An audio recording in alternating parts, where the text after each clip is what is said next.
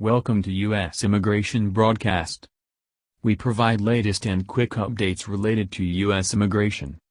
In this video, we are going to take a quick look at Charlie Oppenheim comments on upcoming visa progression. Before we check out the details, if you would like to know the news and updates of U.S. immigration, please do subscribe to the channel to stay updated. Do not forget to hit the notification bell.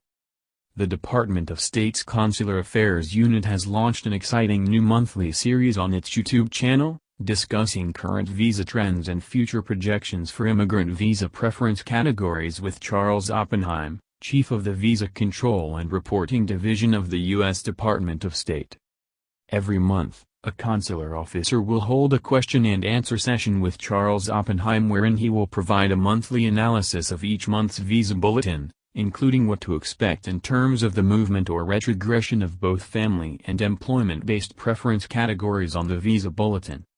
Let's take a look at the question and answers. Do you expect that the worldwide family preference dates will continue to advance through September?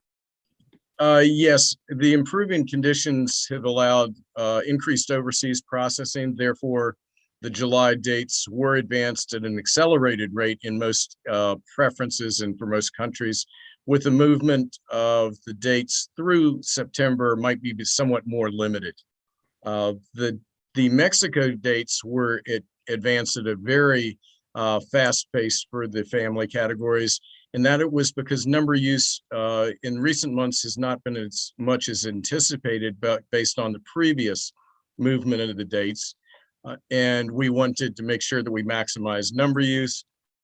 And the Philippine family dates were basically held with the exception of the fourth preference, because there the previous movement of the final action dates had generated sufficient numbers under the annual limits. So therefore we did not need to continue moving any except, as I said, the fourth preference.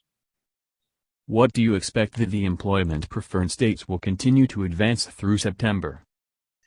I believe that they will have some advancement through September, but at this time, I really can't estimate how fast that will be. But I do not expect there to be any retrogressions of employment final action dates in the foreseeable future. And managing and slowing the rate of future advancements helps minimize any potential retrogression further down the road in fiscal 2022. Do you expect any of their family-sponsored or employment-based application filing dates? Will they retrogress during fiscal year 2022? No, I do not expect that any retrogression of the application filing dates or final action dates will occur in the foreseeable future. Some of the dates will be advanced in the coming months, but at this time, as I mentioned earlier, it's not possible to really estimate the rate at which they will advance. And it's important to remember that the application filing dates are the dates which I believe the final action dates will reach at some point during fiscal 2022. Can you explain what it means when current is listed in Visa Bulletin? Sure. If there's sufficient numbers in a particular category to satisfy all of the reported demand that I have at the time I'm making the determination of the upcoming month's final action dates, then the category can be considered current. For example, if I determine that I have 3,000 numbers that are available for use during the month of July, and there's only demand for 1,000 applicants, then I can list the category as being current. When do you expect the consulates around the world to be fully functional like before the COVID-19 pandemic? Yeah, this is the kind of the $64,000 question everybody wants to know the answer to, and it really is not possible to provide an answer. Their overseas posts have been slowly returning to some level of operational status as their local conditions permit.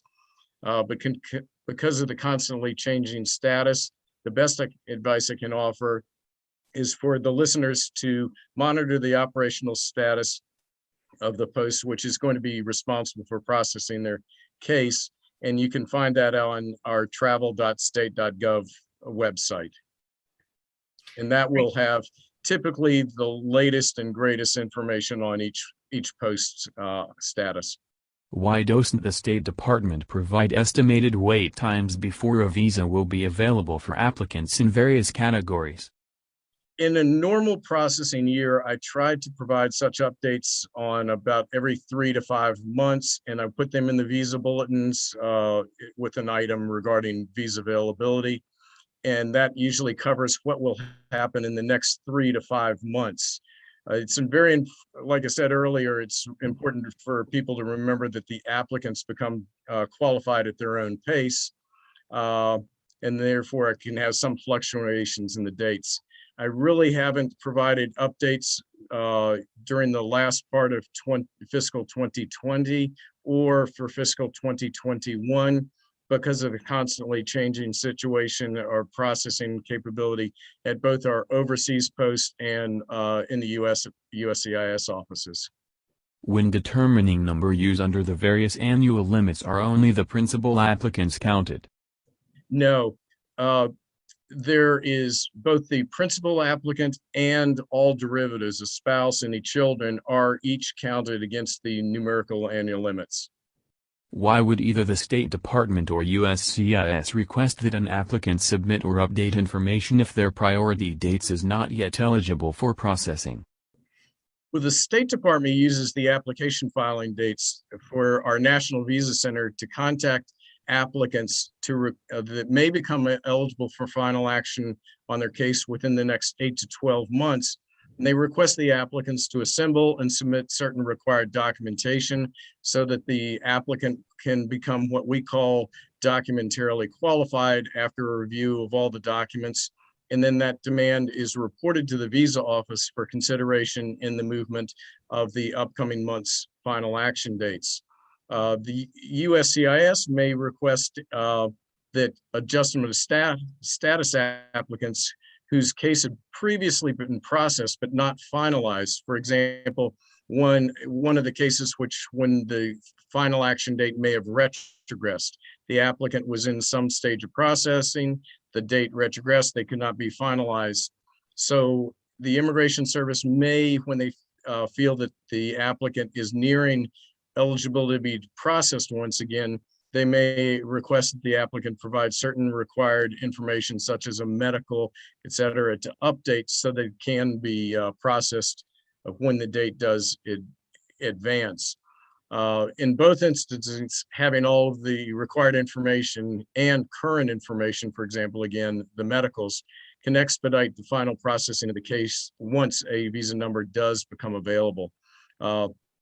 It's important for applicants to remember that they should not wait until their turn has come up because processing can take some time. So they're better off if they go ahead and provide all the requested information in advance so that their case can be scheduled in an expeditious manner.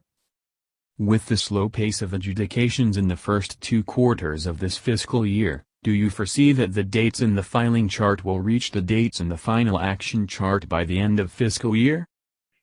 I think that most of the application filing dates that were announced and posted in October have already been reached in most instances.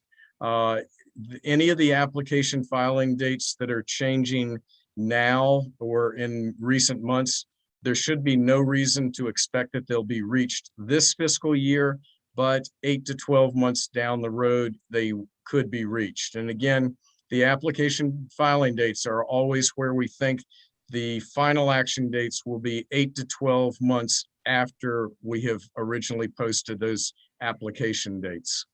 Will EB2 reach July 2012 priority in October 2021?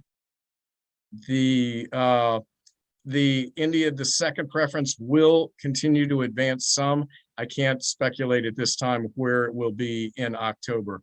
But again, I do believe many of the China and India dates will be advancing, and they may advance at a rapid pace early in the fiscal year before we start kind of holding back on some of the movements.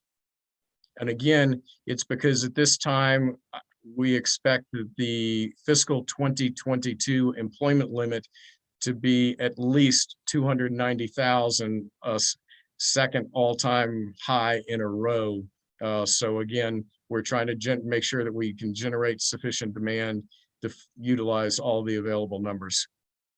How are priority dates determined? Is it based on approved I-140 for that particular year? It's based on the amount of documentarily qualified demand, which has been reported to me on a monthly basis.